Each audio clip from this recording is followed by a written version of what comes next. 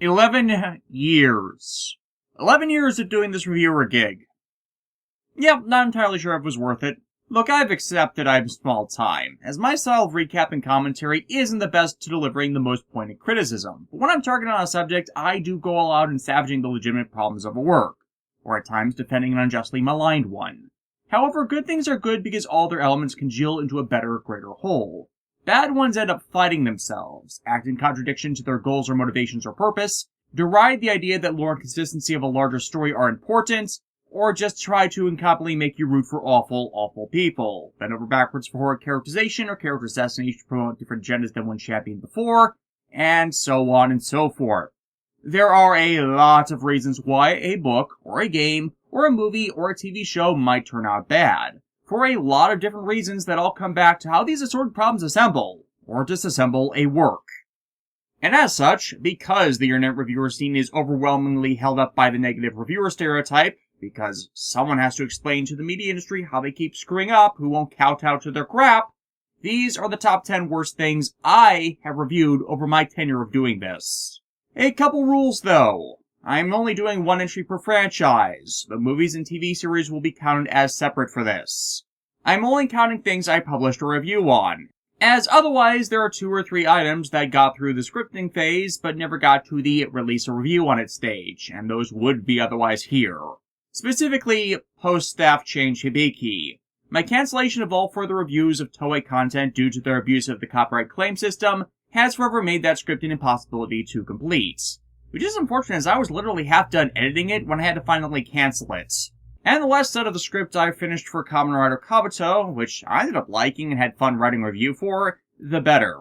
Seriously, that show has no right to be as good as it is, and that more explains my refusal to go back and the ennui of the last couple years. I wasted weeks of my life on those, and there's no chance of going back because of Toei's nonsense. And lastly, as I suck at lists, not all of these are that god-awful or harmful to their related series or franchises. Some are on here because they represent the worst of what I managed to cover of their properties. Others I just plainly hate more than others that are just as awful, or were proven over time to be less damaging or ultimately immaterial to a franchise's success or failure. But it's inevitably something I talked about, and thus as this is a list of the material I reviewed that I view as awful, well that's why you're getting that instead. So to start us off, number 10, TriStar's Godzilla movie. Yeah, this is only on the list because I needed a 10, even though it is one of the worst Godzilla movies. And my other options had been better recognized in general as awful, had been trumped on the list by worse material, or had even less lasting impact. I find this movie enjoyably bad, mainly carried by the character subplots and interactions than the main story and its elements, which are stupid. In admission, if they were planning a series of movies with this, then laying the groundwork for such was not bad. But making a monster that is allegorical to the threat of nuclear annihilation, something that can be wounded and defeated by America's meathead military, is missing the point on such a level I can't even imagine how an American studio ever got approval to do another Godzilla movie after this. Then again, it's not like they completely miss how the fuck radiation, nuclear explosives, electromagnetic pulses, and their actual effects on electronics and machinery, or the passage of time worked. Merely how reproduction and the establishment of a legacy character to a new audience, and used a nuclear weapon in a way that showed they had no consequences at all, despite the yield of their warhead they were using. Even exploding at best 5 miles out from a city would have been more than enough to render said city a nuclear wasteland from explosive force and resultant fallout. In a movie where, once again, the title monster is an allegory to the fear, threats, and consequence, not of screwing with nature, but of irresponsible use of science and nuclear technology. Yet once again, I hated the 2014 Godzilla movie. Past Bryan Cranston's character, I found absolutely nothing of merit for it. To the point I actually consider the TriStar movie better than it, and why I have honestly just reconsidered it as the worst. It's not anymore. It's not by a long shot. The TriStar movie has legitimately better characters and depiction of the military, as the military in this movie is not so stupid to try and kill monsters that eat radiation by blowing them up with a nuclear missile which they arm in the middle of a fucking city, after they already knew from continuity that such does not actually work. And that's not even getting into how they completely ignore so many elements of reality and the moral lessons they've shoved down our throats. Seriously, these are all things the TriStar movie did not do. And before people harp on me for this yet again with regards to the Americanized Godzilla films, let me readdress this. Fantasy is grounded in reality. You can have as many fantastical elements as you want in your story, as long as 1. You explain how they can exist, and 2. The things you do not change for your setting to possibly exist default to real-world rules and logic, or at least a flexible interpretation of them. This second part is necessary, as it allows us to relate to the setting being depicted through how we know the world does work, and thus we accept the similar elements that we know can't possibly happen. If you violate this, and your story turns on something real working one way, when it actually does in a completely different manner, yeah, you fucked it up. And if you are in any way an intelligent person, you can see this and understand that, even if you aren't capable of always verbalizing it.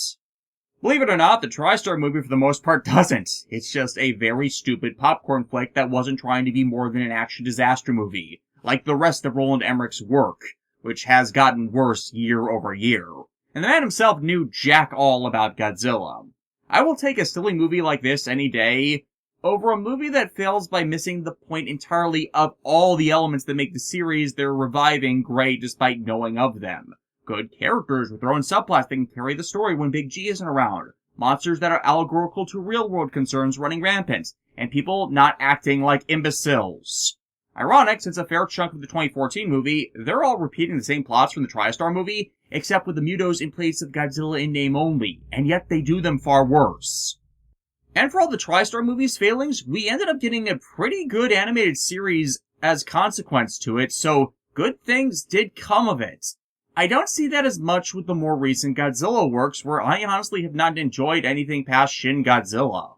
I have no intention of reviewing the 2014 movie at any time in the future, by the way, and really do not get my compatriot reviewers' enjoyment of it, as, yeah, the reason why TriStar movie is at the bottom of this list, they go down from here. Somehow, they always find a way to go down.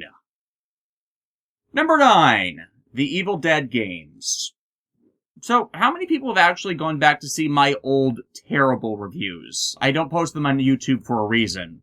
In Season 1 and 2 of the show, I did a pair of Halloween months based on the works of Sam Raimi's Evil Dead series, reviewing all 3 of the then movies starring the utterly awesome Bruce Campbell, the games based off of them, and the first 2 volumes of the Army of Darkness comics. The movie reviews are lost episodes due to Content ID copyright claims. Yeah, this was before I really understood how to edit well my videos. And the games sucked. It was, however, mainly due to poor control and game mechanics than story, and they all starred Bruce Campbell returning to voice the role. Hell, 2 of them even had consistent continuity between them, and knew a fair amount of the lore from the movies, so they didn't even really feel out of canon, just different potential interpretations of what happened next after Army of Darkness. And I'll tell you what happened next! Ash Williams hid from his responsibilities for a few decades. You know, I did like Ash vs. Evil Dead a lot, but that plot point in it annoyed me, simply by implying Ash peaked in the 80s and hasn't been trying to get rid of the book and the Deadites for 30 years, when this nonsense keeps happening to him and the others. Methinks you could settle down and go back to normal life by, trying to make sure all of that was done with, and then the series could have started with someone else awakening them and him being dragged into the nonsense again.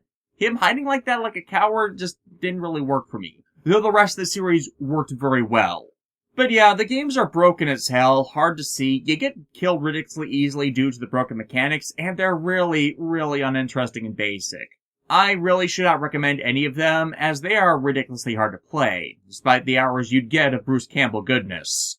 Like, who knows, maybe we'll get a really good Evil Dead game in the future, before the reality of Bruce Campbell possibly kicking the bucket.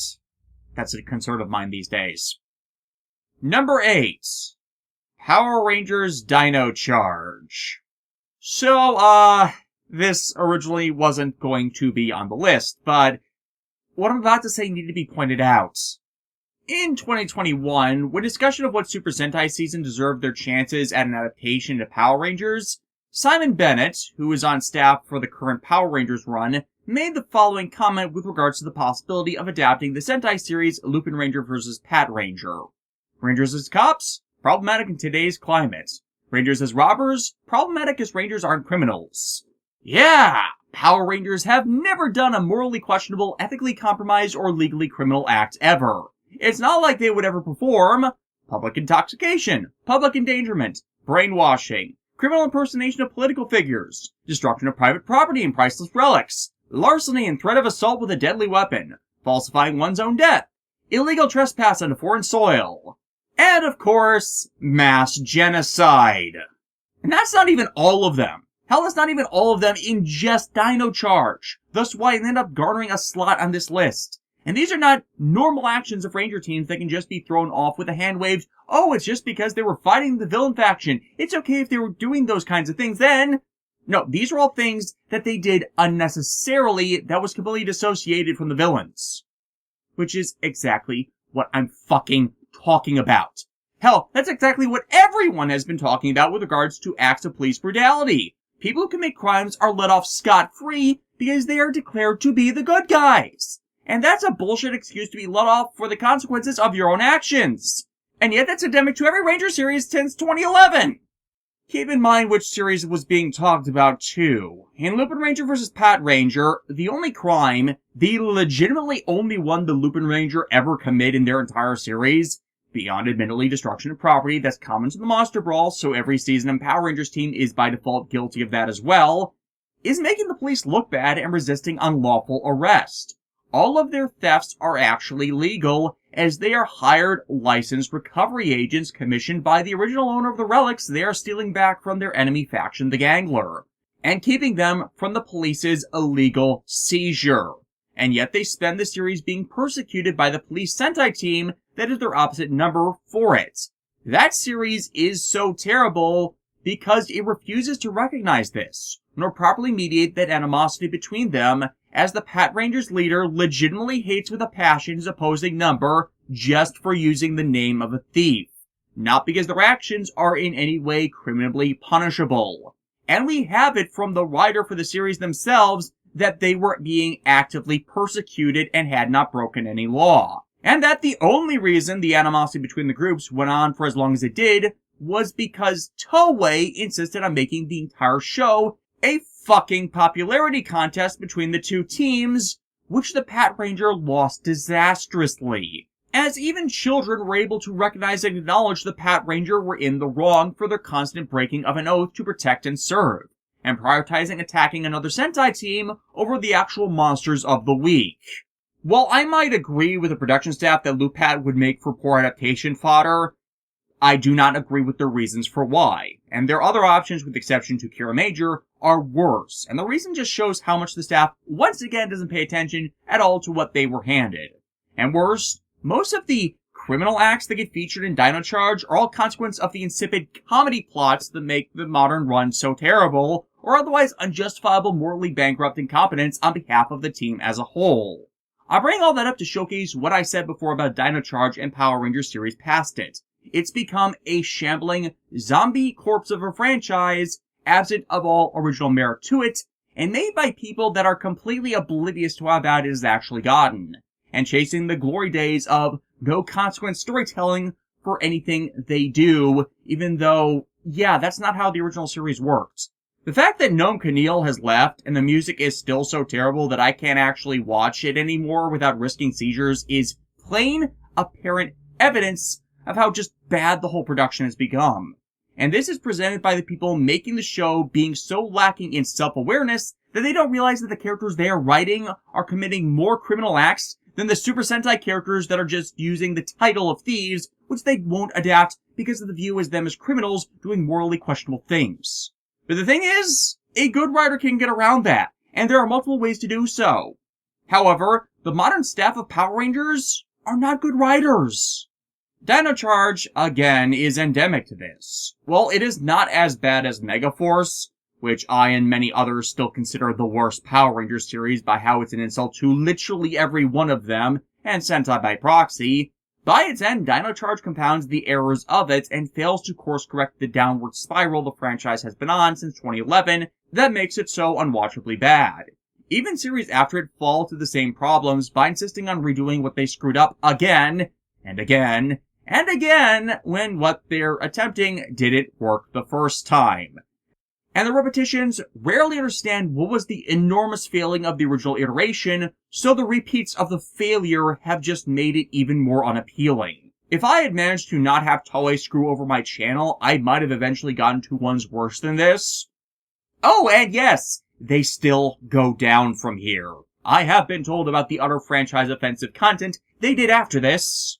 The fact of the matter remains that, if nothing else, this is just one reason why the Dino Charge team, as a superhero team, is considered amongst the absolute worst Power Rangers teams we've ever had.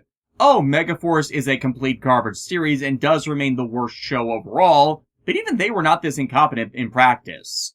By making the cast complete idiots that lack self-awareness, it makes the situations they're thrust into insipid. But they're written as idiots because the stories produced demand their intelligence be crippled to even work. That's not good writing, that's the opposite.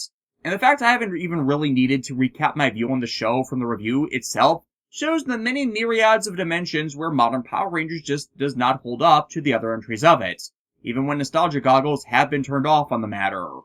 All in all, Dino Charge is likely to be the last Power Ranger series I'll ever talk about, and it's a travesty, especially since Kyoryuger, with the sole exception to Naruhisa Arakawa's Kira Major series in 2020, was the last Super Sentai series I've liked by its end. Admittedly, I've been told Ryu Soldier gets better after its first arc, so I might need to give them another chance, but I'm not exactly enthused to getting around to it. Any of those series have rarely been as bad as Power Rangers has gotten. Zenkaiger certainly was, but a few of them have legitimately gotten close. What can we say? Neither franchise understands what it needs to do to stop hitting rock bottom. They just decide to keep digging deeper, assuming they'll eventually strike gold. Despite the mine having run dry down that path, and you need to look over things again to see which one the series has tread before would actually work. Probably need to give Naruhisa Arakawa a few seasons again. Number 7. Digimon World 4. While I hate this more than anything else on the list, besides the number 1 entry, it is not objectively the worst thing on it. It is certainly one of the most incompetent, however. Digimon World 4, I honestly think, is one of the games most detached from reality with how it was assembled and plotted, and that is saying something, when no two Digimon games are really alike, with exception to the Battle Spirit games, where they are clearly sequels to each other, and the Digimon Story subset of games. With each of these groupings not alike with the other, of course, but with their own sequels. It really feels like the big failing of all the Digimon games for the longest time is Bandai had no idea what the hell they even wanted to do with them, so ended up having nearly no consistency between them. Differing rosters, differing evolutions, different stat and party management, differing attacks, the list goes on. And Digimon World 4 was the result of that in the most catastrophic and unpleasing ways. It is a game that so infuriated me, I could not look at the damn game for over a decade, only keeping it out of spite. It is what gave me my pessimistic view of anything coming out of Bandai of America, and contributed to a hate-on for them that almost caused me to shout out some really good stuff, including my favorite game of all time.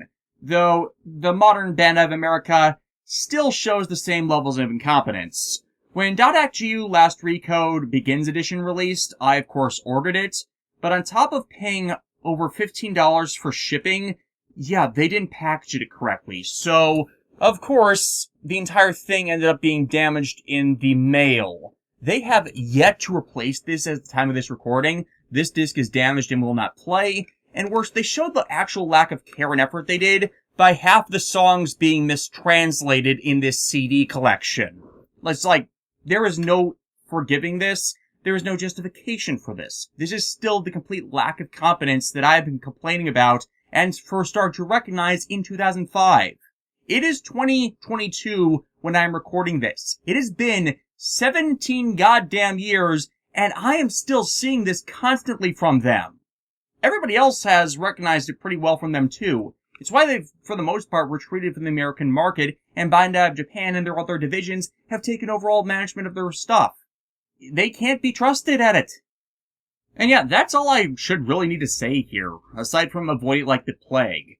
Every other Digimon game is better than World 4. Literally every single one. Though while I've not gotten the chance to review more Digimon games in years, Bandai hasn't ever repeated what went wrong with this one, and that is due to the success of the Digimon Story series, which finally gave them a system that worked for the franchise that became its staple interface. Sure, some games might mix things up more in modern ways than like Last Order, but you're not going to see what was done here again. This game demands multiplayer to work, when it was at a time before online capabilities were common to consoles. It is a long, co-op RPG that can't be done in short settings, but has mechanics that require you to play the game to completion in one sitting. And yet, it is impossible to complete it in one sitting. Most of the melee and ranged weapons aren't useful. You only learn a couple useful skills if you pull teeth. Currency gain is awful, and the evolution system is locked up by such an obnoxious hurdle, even the guidebooks are confused on how it's done. Digimon World 4 is a mess, and I'm happy Bandai in their own way recognized such and went with a different means of focus for them.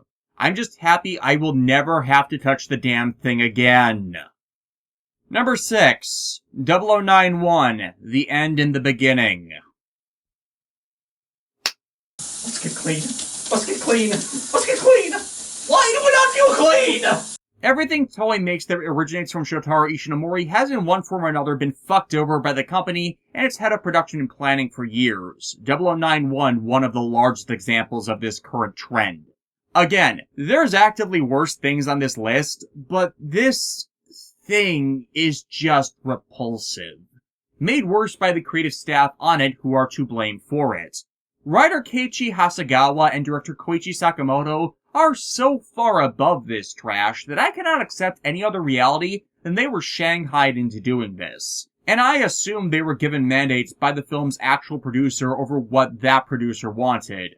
Seriously, that's the only scenario that makes sense to me, due to how they have done so much better with other material, that this, by comparison, comes off as a complete trashfire B-movie. And one that just brings up nothing other than complete disgust. I can name so many other series Keiichi Hasegawa has written on, from Zoids to the Big O, to Ultraman, to the Rockman.exe anime, to as recent as things like Forest Gridman and Dynazenon, that show he is better than a trashy dystopian reboot of a manga about a sexy and self-assured female cyborg spy that removes every good element of the character. Hell, if you want a good modern equivalent of what 0091 was about and supposed to be doing as an adaptation, then look no further than the current series Spy Family. That's basically it. But 0091, despite Mylene being a cyborg, is not supposed to be Ghost in the Shell. Hell, the fact the movie shows evidence that it might have been ripped off by the awful Scarlett Johansson Ghost in the Shell live-action adaptation shows how derivative and uninspired this reinterpretation was. And again, that's not Keiichi Hasegawa. Well, I don't expect people to know this because the import of the original Gridman series was 100% fucked up, to the point that I returned my copy of the Blu-ray and have since refused to buy any of Mill Creek's Ultra Series releases since. Yes, I was that angry at how they fucked up the Gridman release. Well, from that series, Hasegawa took 2 singular episodes of Gridman and expanded on them massively to form the core concepts to both Forest Gridman and Dynazenon, in ways that were consistent with the preceded lore, and peppers them with very effective character stories, homages, and thematically effective subtext, much of which Funimation fucked up in their dub of them because they didn't understand them, or made unnecessary localization changes. That is not something a bad writer does, which once more why this fucking movie baffles me and why it's just so plain offensive. And not just that, it is derivative of far better material which 0091 originally inspired. As if Hasegawa was only able to copy and paste, which that's not so as presented by his other works. The fact that the producer for the film is only really known for garbage, and that the entire project was awful Toei producer Shinichiro Shirakura's brainchild, does not surprise me. It really explains more than anything else why this movie was so bad. But it does more inform why I'm just fed up and done with Toei as a company, as if they think this is supposed to be a respectful reinterpretation of the work of a man whose IPs are their company's single largest cash cow. That's telling of how little anyone there now actually respects Shotaro Ishinomori. Number 5. Saban's Masked Rider. This series broke me, more than I was willing to admit. Well, I only really covered the story arc episodes, what little of one there was. Yeah, behind the scenes, those were the only ones I could stand to watch, as they were that bad. No, really, I tried to watch more of the show and I just could not make myself sit through it. Saban's Masked Rider compounds the errors Kamen Rider Black RX itself made, and doubles down with entirely new ones. Incompetent Bulk and Skull analogs, a multicultural family that only works if the parents adopted or this was their second marriage, which of course they didn't and it wasn't, atrocious original villains with pointless comedy subplots, and fucking Furbus, that was shoved more down our throats as an attempt to be a breakout character than Neelix from Star Trek Voyager. It is the series that Shotari Shinomori himself is rumored to have looked at, and told Saban that they would only touch something he was responsible for again over his dead body. That he was dying at that time due to cancer is immaterial to the sentiment that is believed to have been conveyed, though also lends credence to that rumor being true, which I personally believe it is. This was a personal insult to everything he built, questionable quality in some of his works or no. Though ironically, there are some things Toei did with his works that are worse, case in point, the previous entry. That the two-parter that featured Shadow Moon's counterpart are the best episodes of the series says a lot about the strength of that villain, and how hard it is to screw up depicting that character's story. And yet, as I was saying, Toei has somehow managed to do it repeatedly in years following Saban's Masked Rider's broadcast. The only other thing that were in the range of good, though, was the effort put in by T.J. Roberts, as he's certainly the best actor on the show that wasn't one of the tapped voice actors. On top of that, Count Dragon and his forces actually seem more like effective bad guys than the Crisis Empire in Black RX, despite most of their plots being far more stupid. After all, the blatant incompetence of Crisis was what more than anything else dragged down that series. As all of Black RX's other problems were indicative of either possessing a lighter tone than some of its contemporaries, the incompetent writing of the new head writer, its production quirks, or just following in the footsteps of the indomitably strong story of Kamen Rider Black, and not appearing to hold up in comparison, as Black still appears to be the title holder of Best Overall Kamen Rider Series, despite several attempts to dethrone it. To me, the only shows vying for taking that crown are Kuga, Double, O's, Gaim, and Exade, which all fall short for varying reasons. But Black RX had a lot of subtextual merits and consistency in storytelling amongst other good elements that are lacking when Saban took the footage for their own purposes. Black RX is certainly not a high mark in the series. In fact, if I'm being objective about it, I would admit to the entry being below average to the franchise as a whole despite my enjoyment of it, but it never reaches the point of being unwatchable like Masked Rider does. Unless you're part of the cult of Furbus that praises this damn show despite all evidence to the contrary. And the sad thing about this show is it's no longer the worst adaptation of a tokusatsu series, a title it held until 2011. Any Power Ranger series made since that year has legitimately been worse. Not just from the perspective of their Sentai series being superior in nearly every way, but in the way that an adapted series and its source material possess merits and detractions in relation to the other, which can allow appreciation of either. Like, you can legitimately say what you will of Masked Rider, a lot of it is genuinely awful, but at least it ended after a year and never came back. But yeah, I've really not even touched on most of the show, and it really does not need to be, as everything wrong from it can be seen in its first episodes, and it never changes nor improves from that. But no matter which cover series you like or dislike, no matter how toyetic the show devolves to, no matter how much its events may be screwed over for other content, and no matter how badly an entry may utterly mess up its Aesop to explain why it's bad, there has come to be one absolute objective truth on the matter.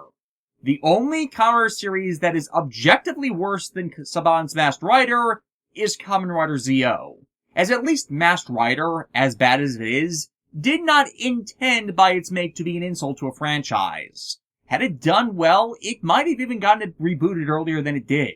It just happened to end up that way because, much like modern Power Rangers, no intelligent thought was put into it. Zio, though, was later admitted by its production staff to have done the same damn thing.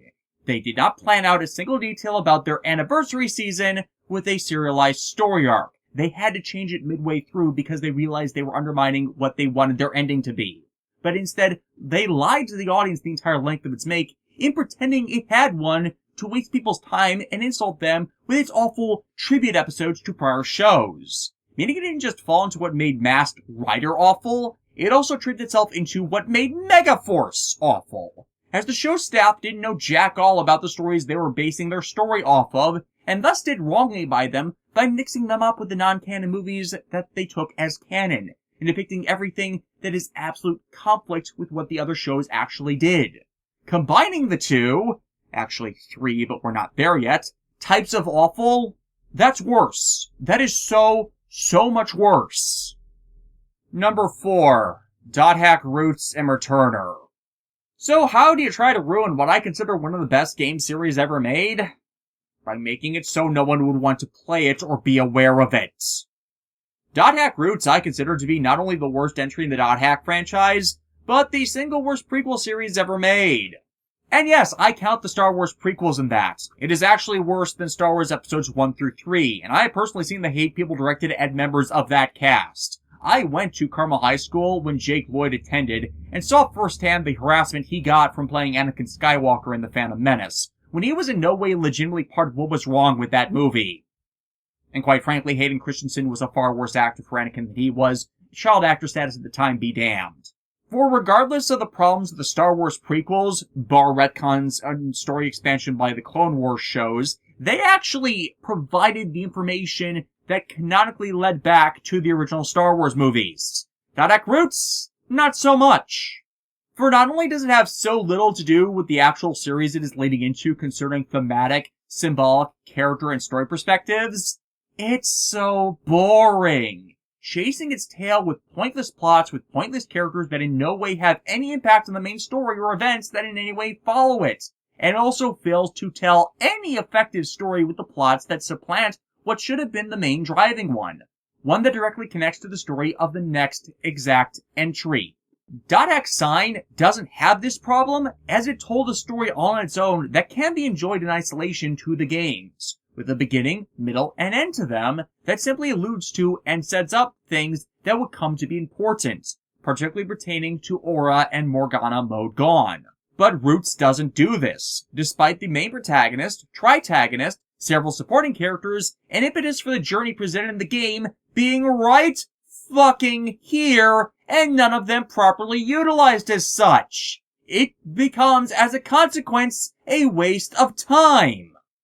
The best thing about it really is how it ends up affecting nothing. The rest of Dot Hack either ignores or outright contradicts its content, and are all the better for deliberately doing so. Despite this entry trying to inform several events that should play major impact on the series' story, but even those are done so absolutely atrociously that they are ultimately non-canon interpretations of them. Past that, something it took a YouTube comment to point out after I started posting my older videos there. Yes, seriously. Intelligent, thought-provoking discussion in YouTube comments. My viewer base may be small, but I applaud those I do have for that kind of thing, even though I don't rate a single one of them normally.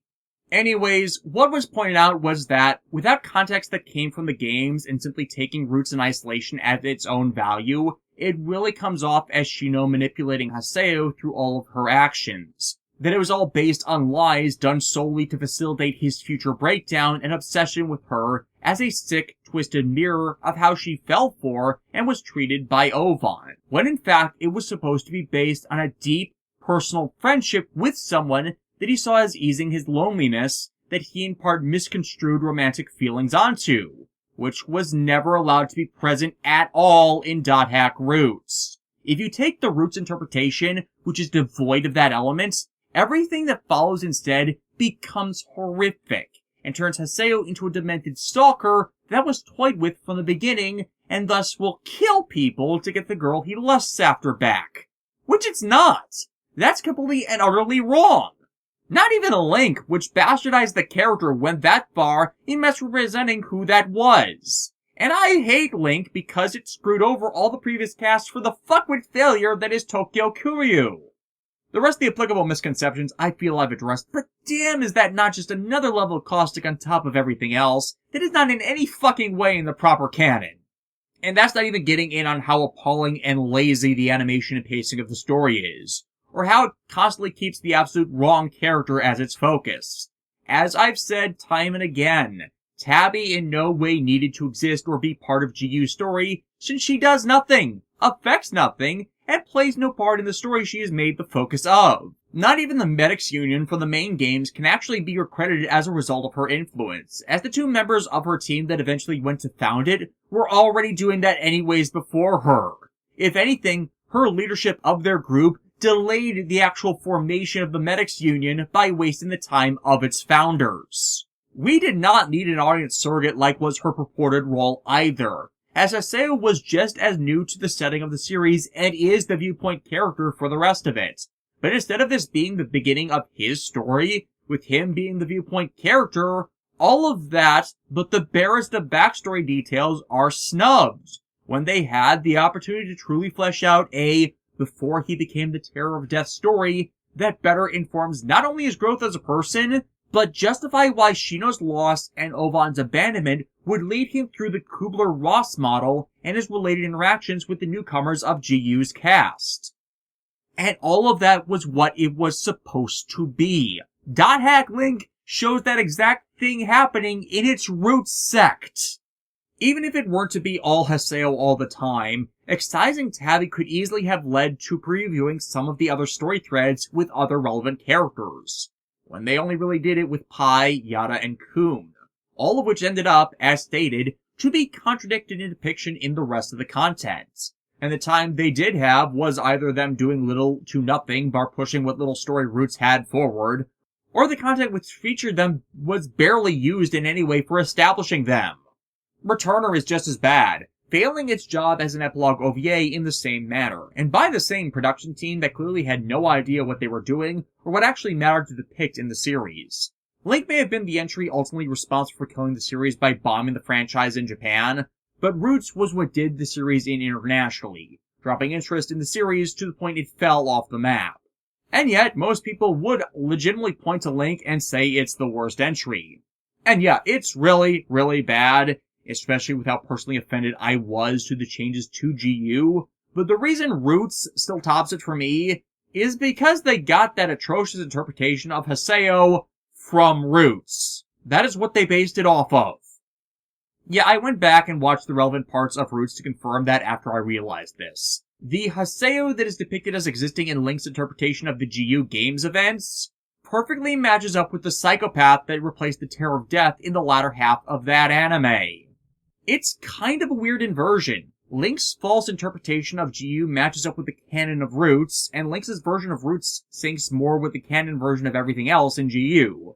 Probably because, as I've been told since those videos went public, the Roots sect of Link was written by Tatsuya Hamazaki, the main writer of GU, and had zero involvement in Roots. But he was similarly and ironically not involved in writing the GU sect of Link. And again, Link's depiction of Haseo in the GU game sect of the timeline was what ultimately broke the base for me into outright hatred of that game beyond the atrocious gameplay mechanics. And that's why I ultimately ranked Link third worst. But at least the derogatory depiction of the prior entries can be hand-waved away by corrupted memory of those time periods and the protagonists mucking with time. There is no salvaging the story of Roots in any legitimate way that allows it to complement GU, and it overall has the worst story. Link's story is bad not only because it follows an idiot blind to a lot of things, and instead of learning from those heroes to become better, goes to teach them what they only came to realize on their own, but its events are reliant on a complete ignorance of past continuity. Roots, on the other hand, is so bad it is ignored everywhere else as it goes against what they were trying to do with the rest of that era. Link's downplayed simply because each entry in the franchise tries to tell its own standalone story, but it is not detached from continuity brought from prior entries. But Roots is disregarded because they can't tell the rest of the story that follows from it without everyone that carries over was depicted in that anime. There's just too much of a shift between their depictions that they legitimately are different people. Yeah, I'm making a case that .Hack Link played better and gelled with continuity concerning the non-past parts of it. It would not have been the franchise killer, Mama Conspiracy notwithstanding. But had GU proper sync with Roots, not only would I have not been praising it, I wouldn't have reviewed it or done any .Hack videos, or even had any videos at all because, well, I wouldn't even be here, but in a wooden box 6 feet under. Had Roots properly done its job and been a proper prequel for the games, well, I wonder how far it would have gone. As unlike everything else on this list, it is the only one that had its parent company realize how bad it was. .Hack GU Last Recode basically retconned the entire thing with how it changed several audio tracks in the game to infer the true canon of the period Roots covers that we were just not allowed to see. And for a long time, I thought that would be the best fix we would get for it.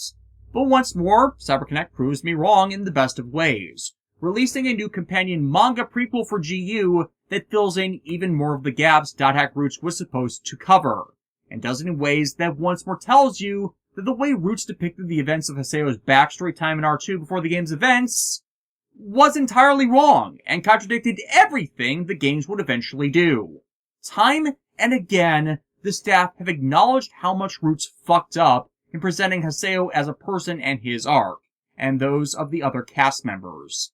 Thus, of all the entries on this list, it is the only one to actually have any meaningful apology shown for it, and tangible quality effort expended to make amends. There's one other that gets close, but the apology made in that case has ultimately been presented to be insincere at best, and ultimately reneged on down the line. Number 3. Ryuki. Ryuki is a series screwed over by writer discourse and unfamiliarity with the nuance of Kamen Rider, one that killed the interpretation of the show up until that point, and one it's never really recovered from, with the writer infighting storylines that have persisted beyond it. It is bleak, pointless, and its story has been done better in so many series I actually like that I can't name all of the superior series to Ryuki. Its largest bright point is its adaptation, Dragon Knight, and even that show is ultimately flawed. With Ryuki, you can only watch bad people getting away with doing bad things while bearing the titles of heroes for so long. And as the discourse was dragged out as the focus instead of the underlying mysteries of the setting that would have been a better focus as the war dragged on, there are uncountable numbers of plot holes, inconsistencies, and elements that have no good answers to them. And the final nail in the coffin for me was Shinji Kito and how irresponsibly he chose to act, while refusing to acknowledge that he could ever be wrong about anything, and deliberately refusing to perform any single action that might have saved people's lives.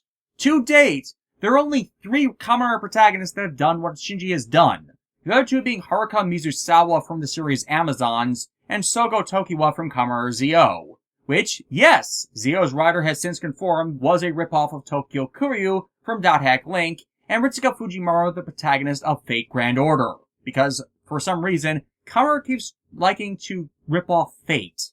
For how many people died because of Shinji? Because Shinji chose his own perceptions over the truth. Because he refused to listen and ask questions, where he instead made assumptions. Because he wanted to keep his conscience clear instead of stopping a threat permanently. How many people died because he refused to act so he could end his life as a saint? Yeah, it's not just his indecisiveness that pissed me off, but how he refused to make the choices that would save lives. For how many people did he actually save? As I want to say it's less than a dozen that we see presented. But how many people died because the writer war kept going? Because he was instrumental in keeping it stagnant? Thousands, if not millions. Hell, you surpass a 5-digit number simply from the Rage Dragoon attack at the end of the series, and past 1,000 from the ship that had its passengers devoured mid-series. And those were just 2 of the more significant incidents that only happened because the war was kept in stalemate for as long as it was, solely because of Shinji. At the very least, most other protagonist Kamen Riders feel bad when they fail to save lives or endanger other people that are their allies or innocent. Shinji, on the other hand, just acts indignant. Unless he thinks he was personally responsible for killing someone that was planning to in turn kill him. Then he thinks he's a monster for acting in self-defense. You know, I brought up the whole Kitsurugi Emiya Fate Zero Truth of the Corrupted Grail thing to condemn Kagawa's actions in the show, but it is equally as applicable to others. Cause Kitsurugi Maze Killer Emiya from Fate, the assassin that plays the numbers game to weigh his choices in killing people, is more of a hero than Shinji Kito. Hell, he'd make a better Kamen Rider. Because the lives Kitsurugi took were necessary to save more than that, while keeping the total casualties to an absolute minimum by targeting only those that would be responsible. Even if it didn't always work out that way, that was his intent as a pragmatic individual. People would die either way, so keep the fatalities to the absolute most minimum amount of death that you can in hopes someone might be saved because of it. He didn't delude himself with falsehoods or only think of the short term, and if there was a better way that was viable, he'd seek it out. The problem usually was, by the time he'd be called in, a situation would have devolved to the point mass extermination would be necessary to save the rest of the world. That is the tragedy of Kitsurugu. He wanted to do better than he did, but had he done nothing, more would have been harmed, and eventually that might have led to the end of all humanity. He dirties his hand and bore the burden of his actions, while always endeavoring to find another way. And then there's Shinji, where he can't even say it would have been worse had he done nothing, because he did nothing. Nothing that would further his goal of stopping the war at any rate. And every critical junction where he could have worked to end the war, he screwed it up, and alienated someone that could have been in his camp, usually the character Ren. And because it continued on and on, it meant for every person Shinji actually succeeded in helping, there are uncountable individuals who died because of him. Hell, fewer people would have died if he'd just given up his damn transformation trinket and stayed out of it. This is the same condemnation I hold of Haruka and Sogo as well. They're the only protagonists that if they hadn't gotten involved with the conflict their series is built around, fewer people would have suffered. That the villain is the one that gives the happy ending should really tell you something about how freaking foobarred this series went. Cause it's not the riders that result in the end of the war. It's the antagonist Shiro deciding to let go. And that is not something that he was convinced to do by Shinji, but a combination of the actions of Ren and Yui.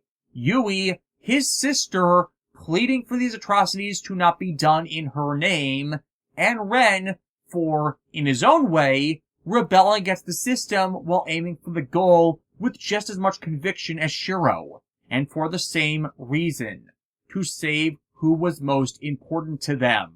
And again, as I pointed out in the review, Shiro showed he knew how to undo the damage to Ren's girlfriend Eri that had him part of the war, and was capable of healing her. It really would have made more sense that, on top of Odin, to Shiro have other ringers for his wish in the war that would hand it over whatever Shiro would provide.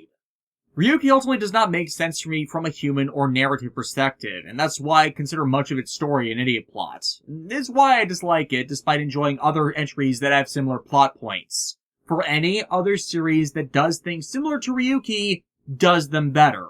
The characters are more relatable, the events are more understandable, and it's more engaging to someone like me that thrives on that kind of stuff. But not with idiot protagonists like is seen of this show. Number 2. Kamen Rider Tyson. Okay, what can I say about this that I haven't said already? Oh, wait, right, yeah. Any Shocker derivative organization are actually based on the Nazis because the original Shocker was based on the Nazis. Thus, by making heroes who historically fought them either ally with or enable their plans, you thus make them Nazis. Hell, even in story, it follows an active lore plan laid out originally by such political extremists. Blame the others for that which you are guilty. And the show writers sure as fucking hell do that to the Heisei writers in this movie, just for the sole purpose of ostracizing them for something their seniors are not only responsible for, but are preventing their juniors from actually laying to rest and stopping. Yeah, this movie was offensive, not just to fans of a particular series or era, but to the franchise in its entirety. The spring movies, bar possibly Tyson Z, have all been utterly terrible, but this is the absolute worst one. And again, dare I say it, with sole exception to ZO, the only Kamen Rider-related thing that is potentially worse than Masked Rider. Yeah, there are series that drive me up the wall and I think are bad on a personal and subjective level, and I have good reasons for them, but I can recognize much of that is my opinion and my issues about what a flaw in something is. The Tyson movies, however, are objectively awful. For they feature character assassination, meaningless retcons, pointless conflict, bringing back the being that is the single most universally despised character back in a light that doesn't portray him as the villain he is, and a complete lack of understanding about how any of the individuals involved or their stories worked outside of absolutely superficial ones. The story is an idiot plot that if even one person on either side legitimately took 2 seconds to think about what they were doing, would realize what the hell was wrong, and motivated by them doing things that, had this legitimately been the characters as they had been depicted in their original stories, would never have gone through with. The individual most in character of the assembled cast was Tsukasa Kadoya, and looking back, while having seen more of Masaru Inoue's acting in Garo Goldstorm's Show and Zebraman, I now kind of see a subtext in his portrayal that he was as exasperated and disdainful about the entire thing as fans became. And Masaru Inoue is a huge Kamen Rider fan. There are so many plot holes and character inconsistencies that I didn't even get to all of them. Just what I thought were the most significant ones that built the greater picture of the offenses. And that's despite going on for longer than the movie was with my review of it. Made worse that the effects, staging, stunt work, and editing were all subpar, to put it nicely. Easily the worst put together movie from Toei in over a decade on top of everything else. But the biggest offense that I was able to recognize, as I had watched all of their series recently, was turning the show of Kamen Riders into villains, acting in a manner and promoting ideals that were diametrically opposed to how they had been consistently portrayed for a range of time lasting between 20 and 40 years, for no reason that is justifiable within the narrative. That reason being the Heisei Riders' fixation and feelings towards the dead, causing the villain faction from long before they even became riders to be revived. Which, as is said in both the movie internally and in my review, was not how they came back, nor what was driving the incident within the narrative of the story. Even if it was, the best way to resolve it was to do what the Heisei Riders were doing in trying to get the kid with the inversion powers to meet with his mom like he wanted, so his spirit would be able to rest peacefully, thus beyond the reach of this shocker derivative group you retconned to be tied to the underworld that needed him for their plans to even work. At every point in this movie, the Heisei Riders are depicted as being in the right, which is not how you write a movie where two heroic factions face off like this at all. Made especially worse with what they were condemning in the Heisei Riders is something all Kamen Rider protagonists are guilty of due to their own losses of personal loved ones, which affect them in the exact same way. But in the movie, the Showa Riders act if it's something they had never, ever experienced. But as I pointed out, everyone ever goes through that. And you can't tell someone you never feel anything for anyone, because that ignores what those people you lost meant to you. Tell me, how many people do you think you've hurt since this started? How many have grieved? How many have suffered? You stepped on so many people just so that you can achieve your self-serving dream! No one has that right! Everybody grieves! Everybody suffers! Everybody has truths they want to ignore! You are not special! You're just like everyone else! And that attachment to the dead is the only reason cited to why the Showa Riders suddenly, after all those years, hate the Heisei Riders. Look, you want to teach a lesson and pass on wisdom to another your junior? That's great. But you don't do it by fucking attacking them and blaming them for something that wasn't their fault or doing, or they were even aware of, even if it was bullshit. And you were fully aware of that fact. You do it by guiding and correcting what you find wrong through discussion and reason. And additionally, you have to have actual wisdom to pass on, which can help someone, instead of empty platitudes entirely out of context to the troubles the juniors may have, which was done in that goddamn movie. As that had not been attempted in any form, and then shown such was necessary as the Heisei Riders were not responsible for the proceedings or what they were blamed for, it never comes off as legitimate condemnation, but being spiteful and petty, among other reasons, as everything criticized of the newer Riders is entirely hypocritical, to not even get into the bastardization of Takumi Inoue's character at the end as a backhanded "take that" to try and show the Showa Riders had any validity to their claims, which is directly opposed to the entire sentiment that had been conveyed earlier. Yes, to justify why the characters of the Showa Riders have to be assassinated, they also had to assassinate the Heisei Rider, whose entire show was about coming to accept death, and who they resurrected from the dead to entirely miss the point of his entire series. The only part of this movie that even attempts to get close to mentorship between Takumi and Keisuke was so atrocious and missing the point of not only both of the character stories, but the issue at the root of it. Showing the senior rider as senile and not even paying attention to the concerns and issues the Junior is retconned to possess. And that's not even getting into how that retcon was in and of itself offensive. This is a movie so bad that the next 2 years worth of Spring Films ended up trying to apologize for it before going back to the modus operandi of schlock idiocy. And even then, those apologies were backhanded. Superhero Tyson Grand Prix failed utterly, as it both disrespected the work of Shotaro Ishinomori again, with Sango not being a thing he actually created, nor in any way reflected how he would create such a character, and the movie was arguably even worse written, with how it has emotional triggers for rage and trauma strewn through it for nothing more than shock value. And the Ichigo movie from 2016 was trying to appease Hiroshi Fujioka because he was straight up pissed off by the final product and disrespect shown throughout these films, which people had to point out to him. And to the Ichigo film's credit, it's not entirely awful. The parts Fujioka clearly penned were passable, but it was hindered unsurprisingly by the producer meddling scene of everything Shinichiro Shirakura produces, and the dated, stilted composition of modern-day Toshiki Inoue. I can't even say that of all the other content I covered it was short, as I spent 8 hours watching the damn movie, as I kept needing to pause it to write entire paragraphs on the subject of everything I found wrong, even before we got to what ultimately condemned the movie to the title it has. The worst Kamen Rider movie made to date. I spent more time than the movie actually runs for ranting about it. And that was after I cut it down. I wrote enough material originally to go for another hour.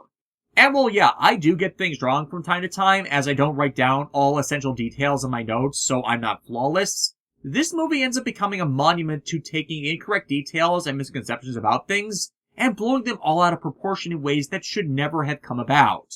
And that had been done better previously by that same damn person, despite the other instances likewise being awful.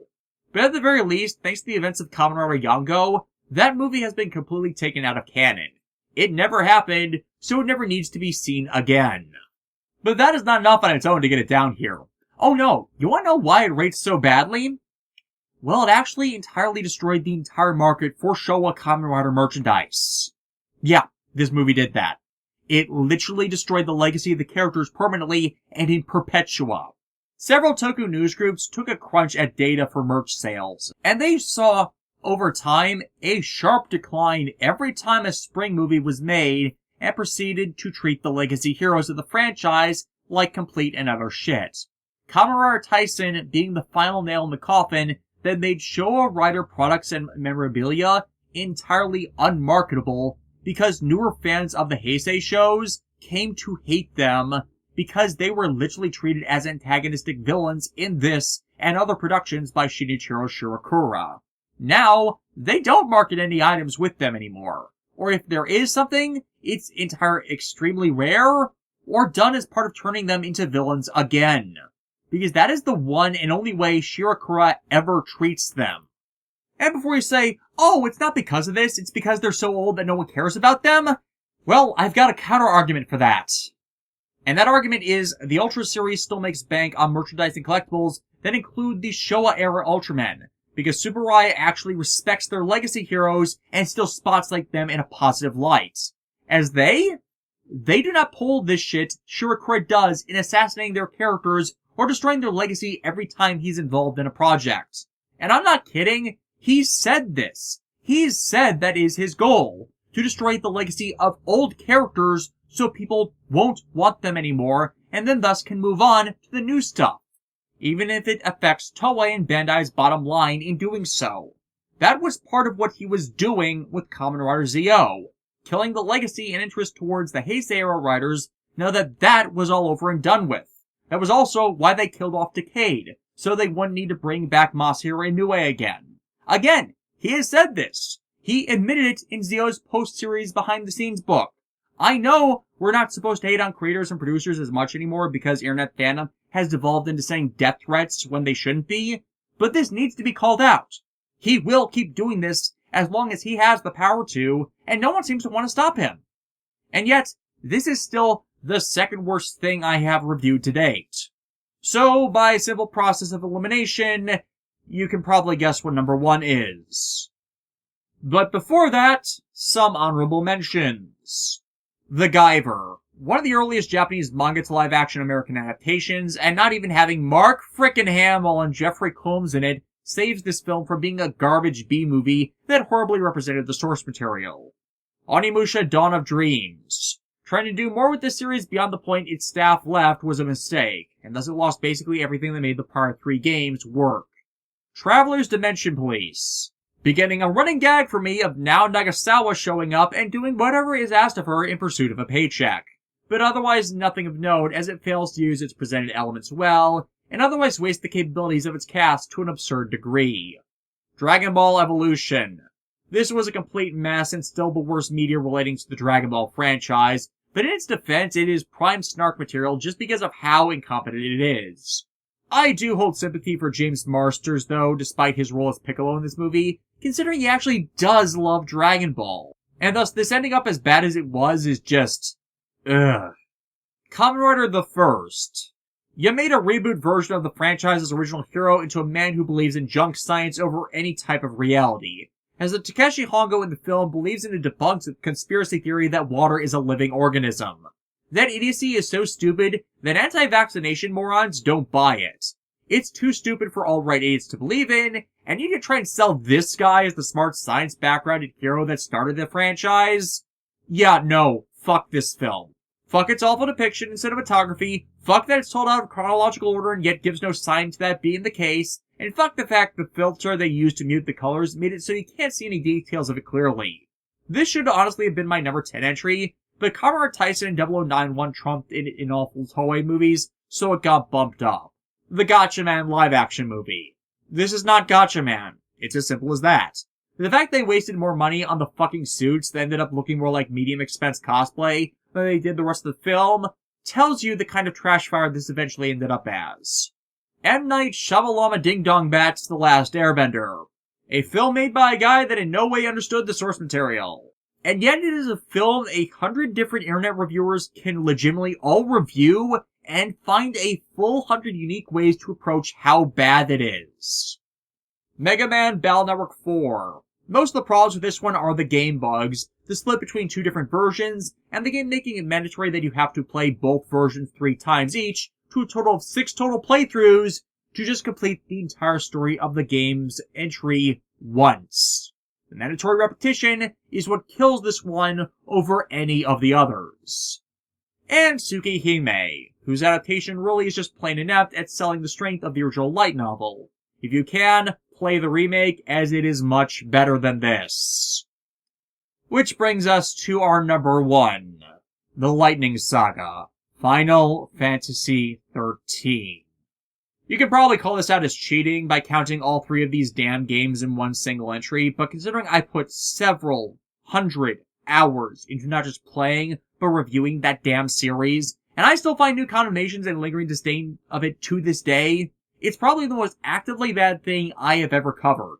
Kamen Rider Tyson and Tokusatsu as a whole are a niche, and because of a general lack of importation beyond bootlegs until the last 2 years, far less known. Whereas RPGs and Square's games are far more mainstream and distributed, so more people know about them. Ironic, as I got more views from when I was reviewing Tokusatsu stuff than my RPG reviews have ever gotten collectively. But yeah, the 13s. Their combat system is utter crap, as it's trying to simultaneously be a turn-based and action RPG system, but in ways that entirely conflict with the modus operandi of both, and regardless puts the character in an annoying form of autopilot that is guaranteed to get you killed. The first game restrains your ability to level, so unless you're lucky, you will get murdered by the bosses or even common enemies. The second game's version of this combat system further damages it by putting even more important aspects on autopilot or requiring you to farm for even more arbitrary things to not die. And the third game system is so god-awfully designed, it's the first time in the franchise where a character cannot even fucking learn cure spells when her entire modus operandi for the game is about healing people. For fuck's sake, every character class in Final Fantasy XIV can learn cure spells. Every single one of them! The stories for all 3 games are complete and utter garbage, constantly contradicting themselves, their awfully developed setting, any lore we are presented, and show both sides of this being of people that are nitwits serving an entity that is a divine man-child upset his mom didn't give him the keys to controlling the universe. Yet there is still an enormous divide in the fandom questioning the quality of the Fabula Nova Crystallis games. And I will admit, the first 13 is the least of the evils, and I don't want to argue with people on it anymore. I still think it is a bad game, but there are the most good elements in it which are squandered in the sequels, and the characters are at their most likable and understandable in that entry. It's just mainly screwed over by the atrocious combat system, pitiful world building, awful leveling, all the fucking grinding that accumulates over 100 hours, and that everything exists in one long hallway, which all goes downhill from there. Had they stopped at just the first 13 game, I don't think this sector of the franchise would be so reviled to the point Square has yet to recover financially from how their sales steeply dropped after they kept prioritizing them over everything else they were making. On top of that, the cast have the character depth of water on sidewalk, with no real nuances besides what is read into them, that even the game makers somehow still manage to get wrong from entry to entry. They repeat the exact same arc for each character in all 3 of the entries, meaning both of the sequels are utterly superfluous despite the differing settings for their recycling, which shows their entire lack of growth. And the storylines regularly contradict themselves when any amount of rationality and logic is applied. And they can't even keep any of that fucking straight in one entry, let alone between entries. You could have essentially replaced the character with different ones in each game, and it would actually work better than keeping them the same. As due to there being little to no adherence to any consistent depiction across them, they work better, not as interconnected stories, but standalone ones, as it removes all the fucking plot holes that are never appropriately addressed. Outside of retcons that just create even more plot holes in the manner of removing water from a sinking ship by drilling a hole in its bottom. 13-2 in turn is the most atrociously bad all around, and the first real addressing and exhibit in my unintentionally ongoing case against Japan concerning their atrocious use of the time travel plot device, giving us a focus on new characters we're given little reason to give a damn about, with rules that are constantly contradicted and rewritten in ways that didn't even work originally. And every part you complain about in the original game is just made worse. The best part of it really is Saz's completely superfluous side story stuck in a casino outside of space-time, except that part of it is DLC content that isn't part of the main game. The best part of the game is something that was added into it later. That is how bad it is. And Square actually acknowledges the fuck-ups here, by Lightning Returns and all subsequent expanded universe material, trying to retcon every single thing it establishes for why things occur as they do. Except because a lot of story events are reliant on what ends up changed, the following events can't actually come to occur from a reality holding adherence to the retcons. Meaning the retcons are not fixing and expanding upon what the story made terrible, they're making all of it worse by not addressing what was wrong. And Lightning Returns really is both the best and worst entry, in that all of the superfluous side quest stuff you do reaches up to mediocre at best with a scattering of legitimately good, enjoyable scenario events, which try to challenge and expand on Lightning as a character. But the consequence of that is the main storyline and its gameplay are the absolute worst of the 3. However, that character expansion we get for Lightning and Lightning Returns, it is too little, too late. By that point, we'd known the character for well over 200 hours, and 13-2 removed anything likable about her for what little there was understandable about her in that game, and how she sent the sister she would have burned the world for to get back in the first game, intentionally off to her death because of actions she herself made. Decisions that did not need to come about. Because Lightning Returns is reliant on that not having been changed, the retcons just make it all worse. And in Lightning Returns, she's reversed the position again, willing to burn the world now for her sister simply because she can't let go, and never once legitimately thinks about what she is doing, varying wildly between ruled by her emotions, ruled by total logic, or ruled by her servitude to a god when that entity is the one that ruined her fucking life, depending on the writer's mood at the time. And each are used in total inconsistency with the actions she is performing, the mentality behind them, and the situations by which such should be applied. Lightning Returns, of course, also being the most contradictory and revisionist in the Fabula Nova Crystallis' established history for it, despite the characters all repeating the same damn character story they went through in the first fucking game. Nearly 400 hours of game time since the beginning of the story, and at best they left how they entered it with zero development. And at worst, as it is with Claire Lightning Farron, they had anything likable entirely assassinated. However, there is something I botched majorly in addressing, and that is the precursor to Earth ending. And well, I mainly scrubbed that for time. The last video had over half of it addressing the utter dreck in the final monologue against it, so let me try this again. The reason that Lightning Returns' ending is the cherry on top of the shit sundae is it is doing what every one of the damn games repeatedly did. Made the fallout of the consequences of the protagonist's actions someone else's problem. At the end of 13, the actions of the cast left their home an unlivable wreck, and the only habitable sections of their new home, both overrun with monsters the Cocoon military was already shown to be in no way competent at fighting off, and in range for when their home eventually fell the remainder of the distance to the planet and rendered it entirely uninhabitable, which we do see eventually come to pass. It taking over 500 years to properly organize a way to avoid such a fate when the first game's heroes could have just lowered the damn artificial moon to the fucking ground. Meaning everything that results from that is their fucking fault. Or at least it would be if that was ever acknowledged. As instead, they're celebrating how they just set up the world to die when they could have not left it propped up by a flimsy crystal spire. 13-2 had Lightning put herself into stasis while the war for the world and time's fate was still fucking going on. And she sleeps through the cataclysm which results while she's emo about her sister dying before her sister actually fucking dies. As remember, she's put in stasis before Etro dies to survive the Sea of Chaos flooding into Nova Crystallia. Meaning the second game's antagonist Caius hadn't gotten to the gods of time Etro yet when she did that, meaning Sarah hadn't died yet as she died after Etro did. So the illusionary phantom that gets her to do it, from every detail presented, is her willingly abandoning her post and duty and letting pretty much everyone die or be left in an unending state of torment for centuries.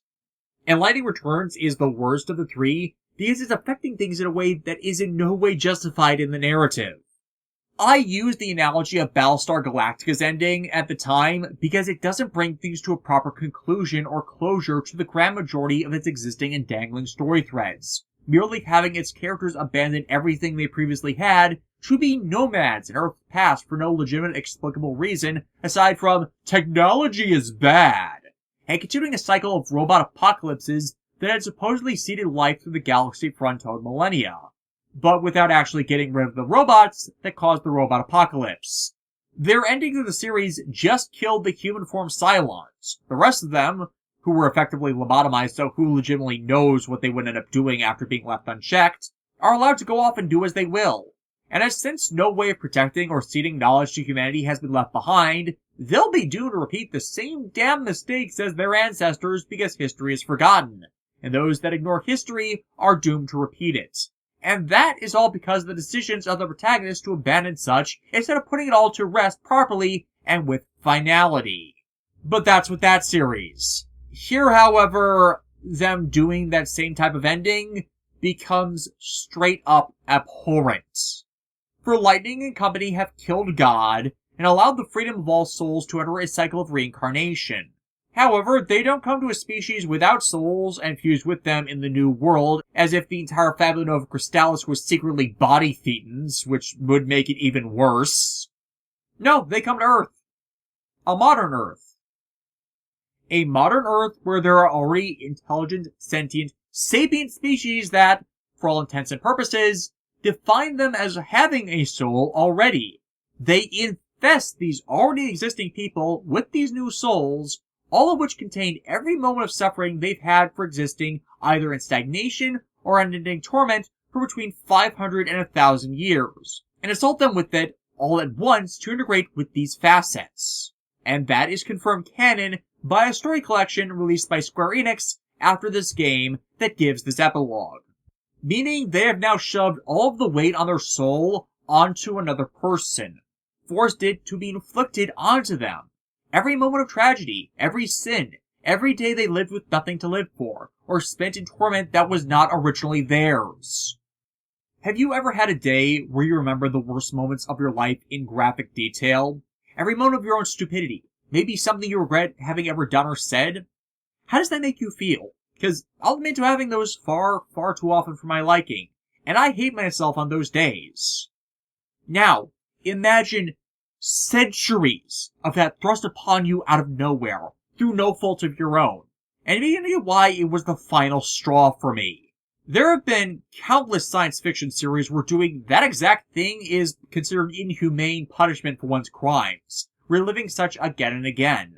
There's this episode of Star Trek Voyager called Memorial that causes the entire crew to hallucinate and remember the atrocities of a genocidal war as if they had personally committed the acts, even though they were never responsible for it, done to try and be a lesson to those who encounter it, but was likewise done without consent. But they could detach themselves from that knowing what they experienced wasn't what they did. But that took time.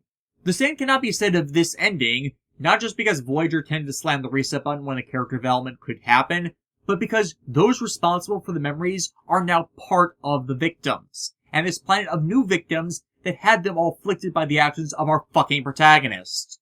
And what is she doing as all of that is coming down? Why, she's staring at the sky and smiling without a care in the world. Please.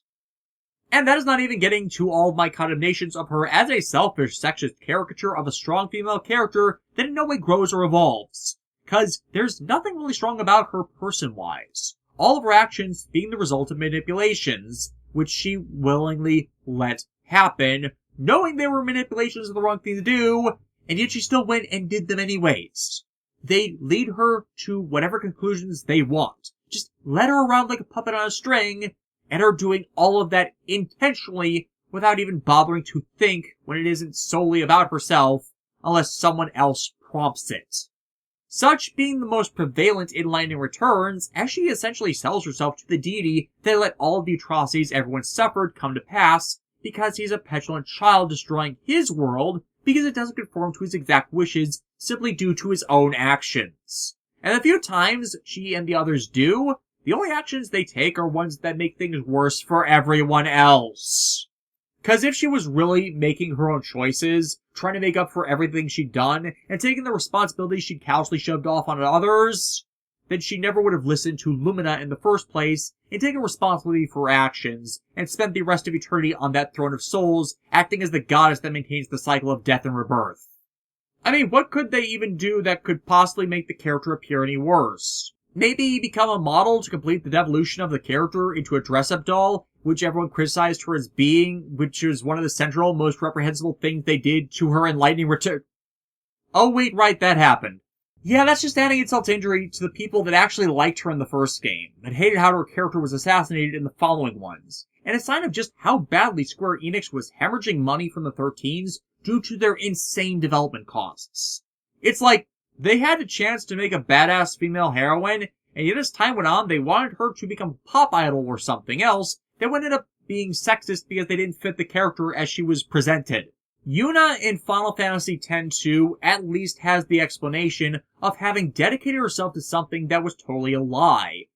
And with her world being at peace after that, thanks to her group's actions, she was struggling to find an identity for herself and to decide what she wanted to do with her life.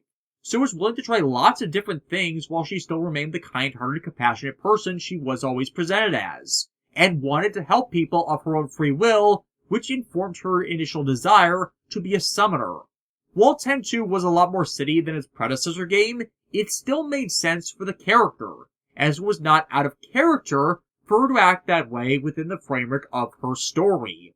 That does not happen for Lightning, where she betrays the only thing she ever seemed to give a damn about, attempting to burn a world because she only cared about that person before, and continuing to do it with her just adds insult to the injury already present from the character assassination.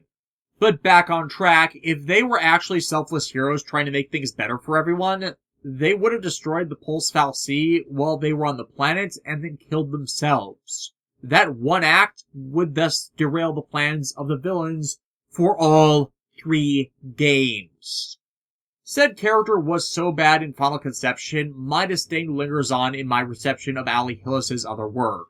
While I really liked her in StarCraft 2, I can no longer legitimately stand Ariel Hansen, and I've already spoken at length about why I am bafflingly indifferent at best to Liara Tassoni in the Mass Effect games, despite her being a significant character throughout it, and for many the default romantic interest of that trilogy's protagonist.